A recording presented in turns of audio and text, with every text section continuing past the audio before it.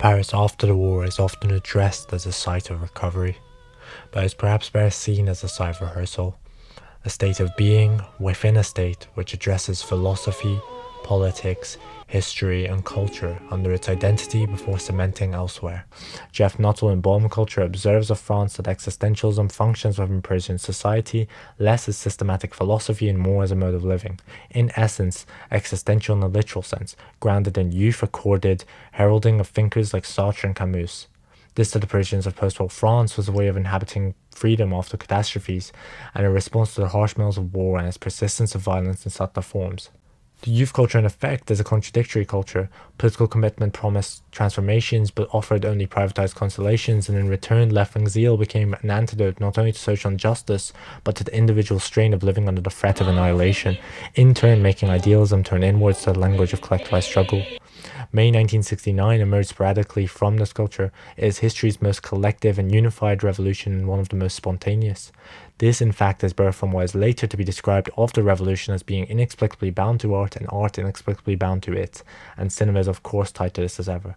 As Margaret Attak argues, May is shadowed from the start by its own representation.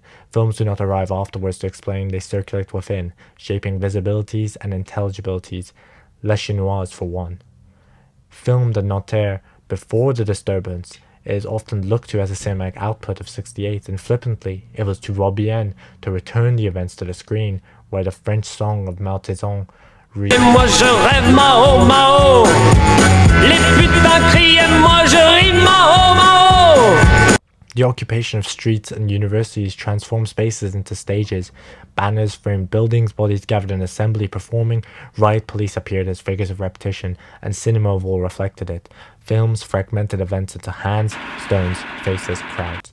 Images emphasized the patterns of revolution and in effect acted out the underlying belief of the militancy of May 68, that is both a present active protest and a stage and play of living proof of unification and rebellion functioning codependently. The dialectics May 68 presents are one of utopian leftist societies, a France that achieved leftist groundings in intellectualism as a core identity and the direct threat to freedom and intelligence that the police presented at.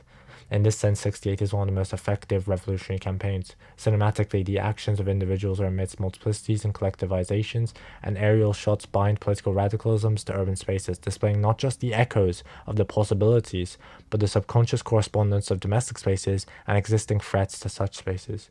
In this sense, May is uniquely an autobiographical protest, allowing history to let subjects narrate their prerogatives themselves collectively. It is perhaps more meaningful to ask how May 68 spoke rather than what it meant, that there is a pattern of recognition to be made of the language of rebellion and how a timeline can be made of rebellion's birth to its death. Evidently so, the language of May 68 is a universal one. It is a protest built on a multi-ethnic and diverse foundation. It is a revolution borrowed from Vietnam, Cuba, and China, and henceforth, in some sense, it is a unified global battle against imperialism in the language of what Bourdieu characterizes as the petty bourgeois.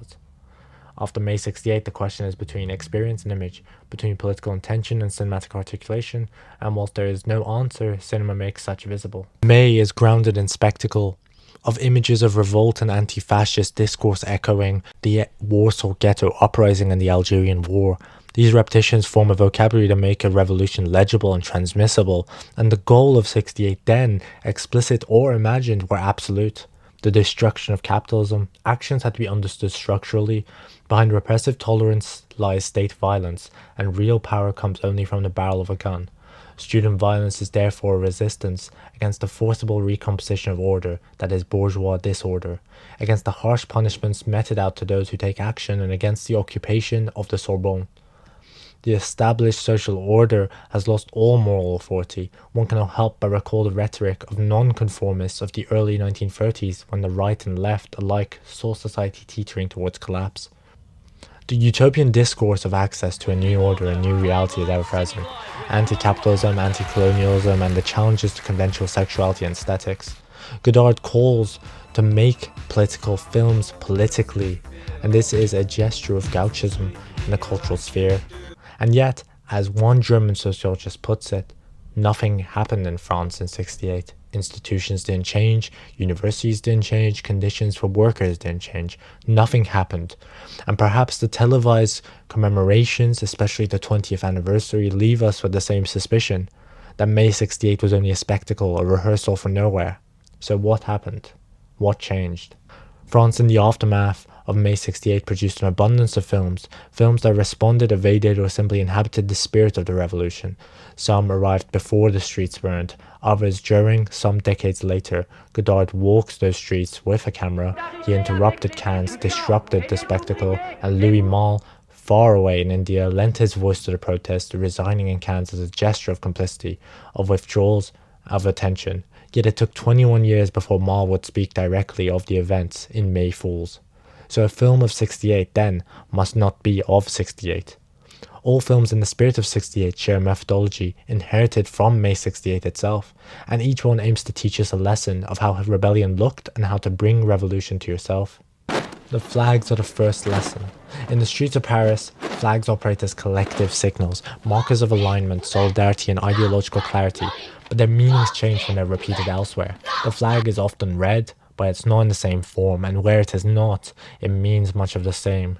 These are the same flags of the conservatives, the nationalists, now in the hands of the people, and its home is no longer above the people, but in their hands and in their homes. Revolution has moved from public confrontation into private spaces, and once in the domestic space, the revolution becomes no longer an event, but a lifestyle, amongst kettles and towels. The domestic space acts in effort as a domestic ethnography and indoctrination, and inversely, where the poster and flag domestically represent power imposed on someone, May 68 critiques it. The revolutionary image domestically shifts, however, from atmospheric to strategic, and where here, it crosses both paths, elsewhere is the latter. The image of revolution, although does not live solely on the 2D plane but in brief manifestations. Bruce Lee, Hong Kong actor, in The Big Boss, in a unionized farming brawl where imagery of equipment clashes, call to another.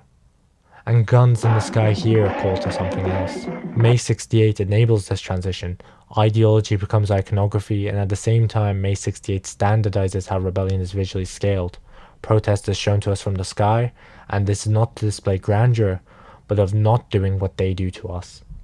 Cinema against the people's revolution reminds us of its failures from the floor, the spectacle grounded on flat planes, and for that the bird's eye view reminds us of the power the people hold as much as the power they lose. Students and workers become one single body, differences are subdued into masses, this mode of representation becomes global. Present to 68, Half a Life gives us a view from the sky, but in the same city, decades after, the struggle of the French is a post-colonial one, and for that, Afena gives us an Arab protest from the sky, and in turn draws the opposition to the floor amidst failure. And then it's seen again here, here, and here. And then years later, life begins to circle and echo the same pattern in reality here. This logic reaches its most explicit form in V for Vendetta. The crowd is not only unified, it is uniformed. Identical clothing becomes political differences, and visual coherences become the message. Here, May 68's grammar is emptied of its historical specificities, but its form remains intact. Yet cinema also tests the limits of this grammar. In Zabrinsky's Point, the collective appears not as marching bodies, but as bodies lying together, displaying to us sexual freedom, and in doing so dissolving individuality without discipline. This is the difference inherited of May 68, a refusal of order, hierarchy, and spectacle, and when Antonioni later in the film destroys the bourgeois mansion in slow motion, destruction itself is critique. Excess is dismantled image by image.